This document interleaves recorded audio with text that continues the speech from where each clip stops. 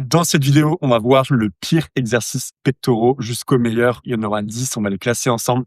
J'ai sorti les gars le petit bloc-notes. Encore une fois, petit disclaimer avant de commencer cette vidéo, c'est mon ressenti, c'est mes exercices favoris forcément, c'est mon classement. Peut-être que d'un pratiquant à un autre, eh bien, ce sera pas le même classement. Par contre, je me suis quand même, les gars, à la biomécanique, je me suis quand même à l'anatomie. Et à un moment donné, j'ai fait des recherches aussi sur les exercices les plus forcément intéressants, les moins intéressants. On va le voir ensemble, les gars. On va sans plus tarder attaquer par le 10e exercice. Alors, il y a des exercices, les gars, où je vais vous mettre la vidéo d'exécution de quelqu'un d'autre parce que je ne les fais jamais, tout simplement. J'aurais pas d'autre choix que de vous mettre la vidéo de quelqu'un d'autre. Forcément, sur les meilleurs exercices, vous aurez moi à la salle de sport qui fera les exercices directement en vidéo. Sur ce, sans plus tarder, les gars, let's go pour le 10e exercice. Ne faites jamais, les gars, cet exercice en salle de sport. C'est pour moi le pire et je ne sais même pas pourquoi il y a des gens encore en 2026 qui le font. Les gars, c'est le pull over, tout simplement. Voilà, on va pas se mentir que c'est un exercice où, moi en tout cas, je l'ai testé peut-être à 1 ou 2 reprises dans mes 7 dernières années de muscu. On sait pas si c'est un exercice pour le dos, pour les pecs. Il y a 50 de la population mondiale qui vont dire que c'est pour le dos, 50 qui vont dire: «Mais non, tu un ouf, c'est pour les pecs». Bref, les gars, quand vous faites cet exercice-là, moi concrètement, je vais vous dire la vérité, je ne sens absolument pas les pectoraux qui travaillent. J'ai beau essayer même tous les variantes potentiellement qu'il y a, le recrutement n'est pas là, biomécaniquement parlant, c'est, pas du tout intéressant. Donc les gars, virez-moi cet exercice-là et franchement, c'est à ne pas reproduire chez vous comme on dit. 9e exercice, les gars, maintenant, encore une fois, l'un des pires exercices que j'ai vu de ma life entière, les gars, en salle de sport, c'est tout simplement le squeeze press. Alors le problème du squeeze press, les gars, je vais vous montrer une vidéo de quelqu'un d'autre parce que jamais je fais cet exercice-là, moi, de mon côté. C'est finalement de serrer 2 haltères les unes les autres et de faire un mouvement, en fait, de pousser en vertical, en espérant finalement recruter ce qu'on appelle le centre des pecs, comme si on pouvait, vraiment muscler le centre des pecs. Encore une fois, les gars, vous allez pouvoir prendre des pecs dans sa globalité, mais je veux dire, à un moment donné, cibler, non, moi, je vais prendre vraiment l'intérieur des pecs, c'est un peu bullshit pour vraiment être honnête avec vous. Le squeeze press ce qui va pas du tout avec cet exercice-là. Pour vous donner un peu de valeur par rapport à ça, c'est que tu es sur un exercice de base qui est vertical. Donc c'est-à-dire que toi, tu es en train de pousser en rapprochant les haltères de manière verticale, alors que de base, l'exercice en fait du squeeze press, est horizontal. Vous voyez ce que je veux dire? Parce que tu exerces une pression horizontale sur un exercice vertical. Donc il y a en fait, vous voyez, je m'en mêle même moi les pinceaux tellement il n'y a pas de sens, les gars, biomécaniquement encore une fois, sur cet exercice-là.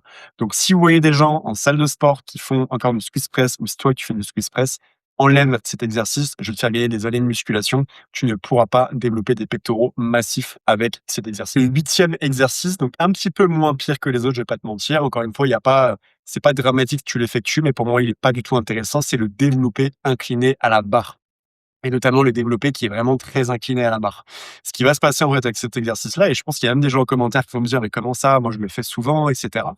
En fait, le problème de cet exercice-là, les gars, c'est que il va mettre un énorme stress finalement sur le deltoïde antérieur. Je vois beaucoup trop de pratiquants en salle de sport qui sont un petit peu, vous savez, bossus, quand tu les vois parce qu'en fait, ils comprennent pas que tous les exercices de manière très inclinée qu'ils vont faire comme ça, 90 voire 95 en réalité, la tension musculaire qui va être effectuée sur le muscle va se prendre sur le faisceau antérieur de l'épaule.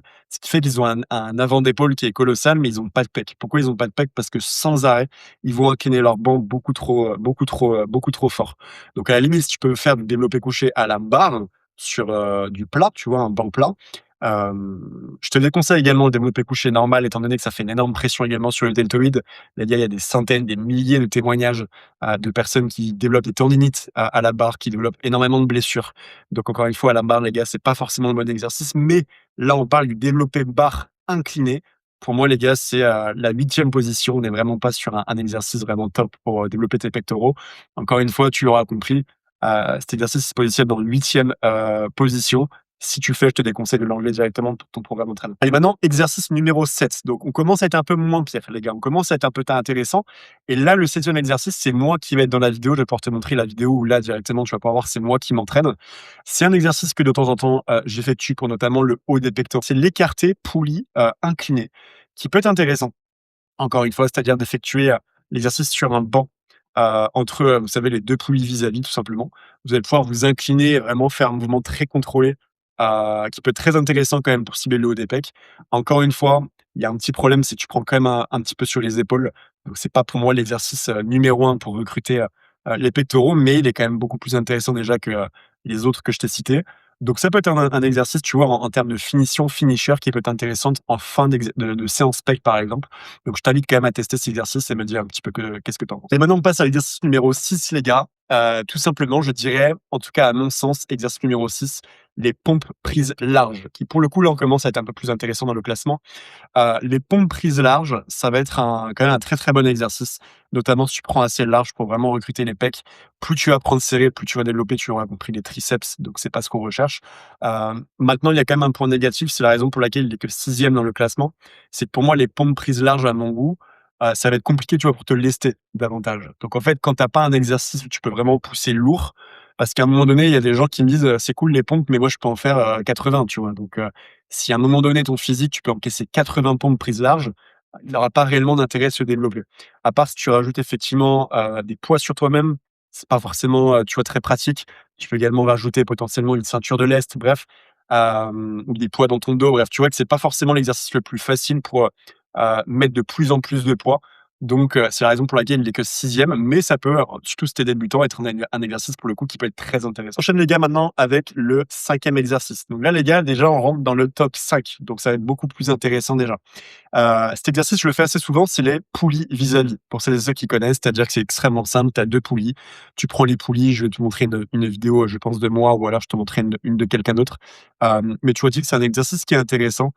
Pourquoi? Parce que ça va, bien tu auras un énorme pic de contraction qui peut être très, très, très intéressant. Disclaimer par rapport à ça, je vois trop par contre de pratiquants qui le font mal. La pire erreur que tu peux faire sur les poulies vis-à-vis, c'est de trop t'avancer, beaucoup trop loin. Ce qui fait que biomécaniquement parlant, anatomiquement parlant, ça va être pas du tout intéressant pour toi. Je t'invite vraiment aux poulies vis-à-vis à rester, tu vois, proche du centre finalement des poulies.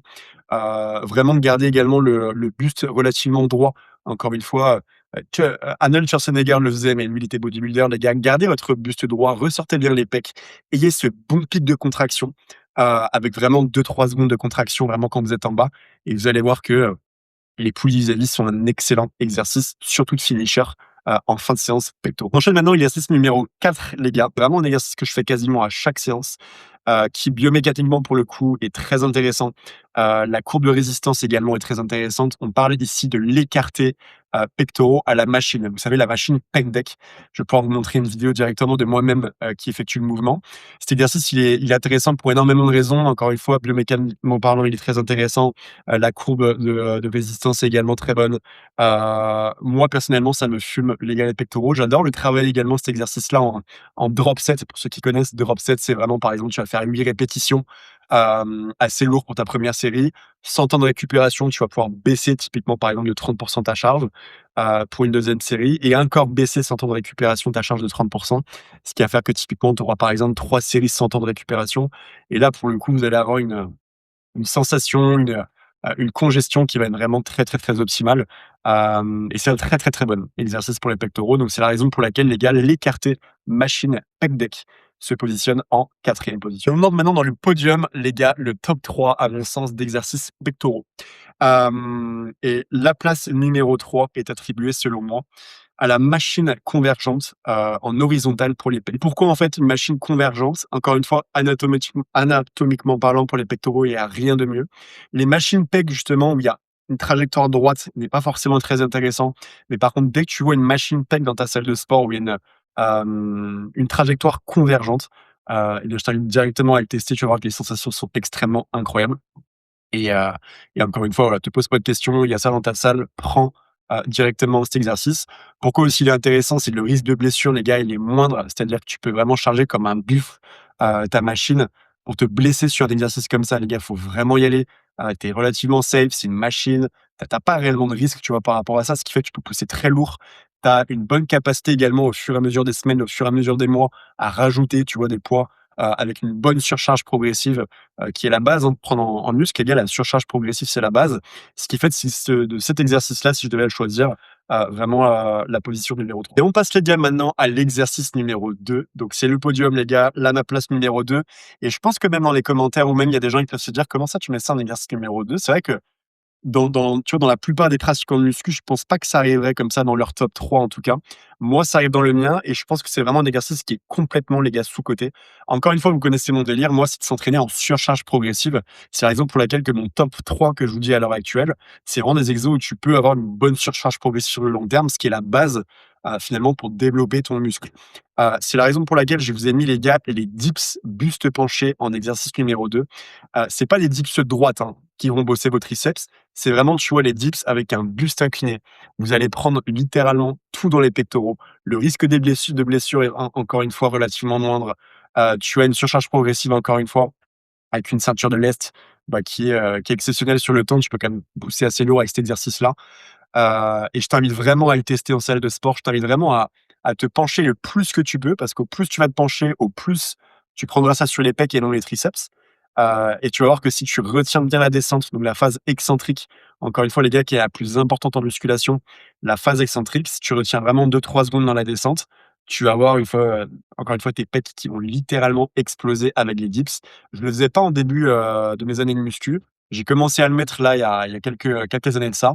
Et pour moi, les gars, c'est vraiment mon top 2 dips buste penché qui se positionne à la deuxième place. Bien maintenant, on se retrouve avec le premier exercice. Donc là, c'est vraiment, les gars, l'élite de l'élite de l'élite. Je pense que tu peux juste retenir ça de cette vidéo, les gars. Si tu avais un seul exercice à retenir pour les pecs, un seul exercice à tester dès demain matin en salle de sport ou dès demain en salle de sport, c'est tout simplement le développé couché aux haltères, mais attention, semi-incliné. Donc, c'est-à-dire que le développé couché de base aux haltères est très bon, beaucoup plus intéressant qu'à la barre.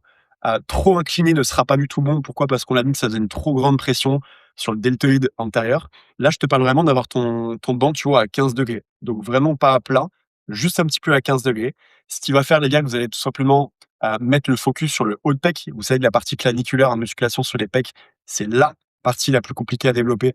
Donc pour moi, quand tu es en début de séance, quand tu pètes la forme, quand tu as de l'énergie et que tu peux vraiment taper du 6-8 reps assez lourd, je t'invite vraiment à aller directement sur cet exercice-là quand tu commences les pecs, avec une trajectoire. D'ailleurs, petit tip que je vous donne dans cette vidéo, les gars, n'essayez pas de rapprocher vos haltères en haut lorsque vous faites du développé couché aux haltères, pour la simple et bonne raison qu'il n'y aura plus aucune tension musculaire sur vos pecs lorsque vous allez pouvoir rapprocher vos haltères. Donc vraiment, gardez une trajectoire beaucoup plus linéaire avec vos haltères, et c'est là où tu vas littéralement te fumer les pectoraux. Cet exercice-là, les gars, pourquoi il est hyper intéressant? Parce que le risque de blessure, encore une fois, à la limite aux épaules, oui, tu peux avoir des douleurs, mais la surcharge progressive que tu vas pouvoir effectuer sur le long terme est exceptionnelle. C'est vraiment le numéro 1, les gars. Je vois trop de personnes qui font ça à la barre. Encore une fois, renseignez-vous anatomiquement parlant. La barre va vous mettre une trop grosse pression sur l'avant des épaules. Encore une fois, là, c'est beaucoup plus intéressant. Le mouvement est beaucoup plus logique, on va dire, que pour le corps humain, justement, aux haltères. Tu es beaucoup plus libre. Et c'est la raison pour laquelle, les gars, ils se placent en exercice numéro 1 de ce classement. Donc voilà un petit peu pour le top 10. On a vu du pire au meilleur. Je t'invite un peu à me dire en commentaire quel est ton exercice numéro 1, quel est ton exercice qui est selon toi le pire. Est-ce que tu les as déjà testés potentiellement à la salle? Les gars, pour rappel, pour toutes les demandes de coaching, de comment prendre de la masse, comment être beaucoup plus tracé tout cet été, qu'est-ce qu'il faut manger, comment prendre du poids, comment prendre de la masse, j'ai créé, les gars, le VZ 30 jours. C'est 30 jours où tu as la feuille de route vraiment complète pour être littéralement la version la plus disciplinée, la plus sèche, la plus tracée de toi-même. Et ce que je répète souvent, en fait, à chaque fois que je fais soit des lives, soit voilà, où je réponds à vos messages, et cetera, parce que j'ai reçu des centaines de demandes sur Instagram. Ce qu'il faut savoir, les gars, c'est que en muscu, si vous agissez encore une fois comme un amateur, vous allez avoir des résultats d'amateur. Vous êtes d'accord avec moi? Si tu agis comme un professionnel, tu auras des résultats professionnels. C'est la raison pour laquelle il te faut absolument un programme bien détaillé où tu sais exactement quoi faire. C'est pas, «Ah tiens, j'ai envie de faire les pecs. Ah bah non, le lendemain, j'ai envie de faire les jambes. Oh puis, je vais manger un peu de prot, on verra ce que ça donne». Le «on verra potentiellement ce que ça donne», faut que tu l'élimines dans ta progression. C'est pour ça qu'il te faut un programme, personnalisé pour toi, un programme de diététique également personnalisé pour toi. Reset 30 jours, les gars, c'est ce que j'ai créé vraiment pour vous. Vous avez toutes les informations en description de la vidéo. Encore une fois, j'espère que tu as kiffé ce top 10. Je t'invite à tester tous ces meilleurs exercices en salle de sport dès demain et je vous dis à très vite pour une prochaine vidéo. Ciao.